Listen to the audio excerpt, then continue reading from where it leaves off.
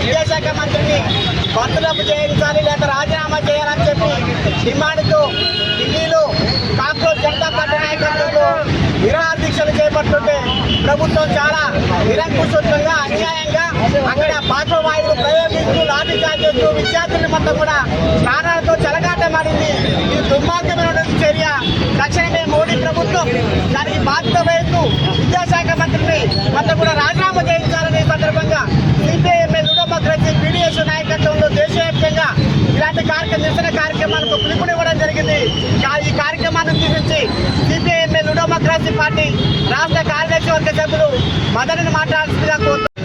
విద్యార్థులారా, యువకులారా, అట్లాగే CPIML new democracy కార్యకర్తలు, ప్రజలారా, నిన్న ఢిల్లీలో విద్యార్థులు ప్రజాస్వామ్యయుతంగా చట్టబద్ధంగా తమ ఆందోళన కార్యక్రమాన్ని కొనసాగించారు.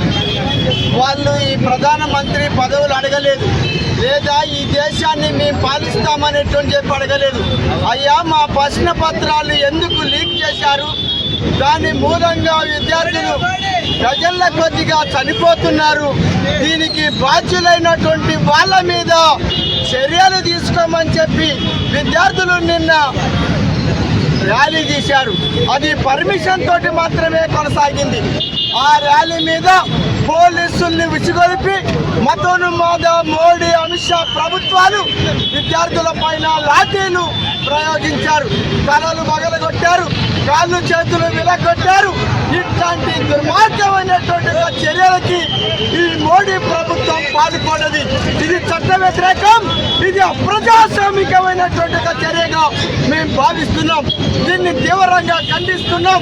విద్యార్థుల పైన, యువతరం పైన గట్టినటువంటి ఏ ప్రభుత్వాలు కూడా మిగలలేదు, గెలవలేదని చెప్పి ఈ ప్రభుత్వాన్ని హెచ్చరిస్తున్నాం.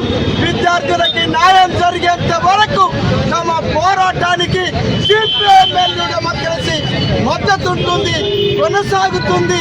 విద్యాశాఖ మంత్రి రాజీనామా చేసేంత వరకు ఈ పోరాటాన్ని కొనసాగించాల్సిందిగా విద్యార్థి యువతర లోకానికి సిపిఐఎంఎల్ డెమోక్రసీ పిలుపునిస్తున్నది.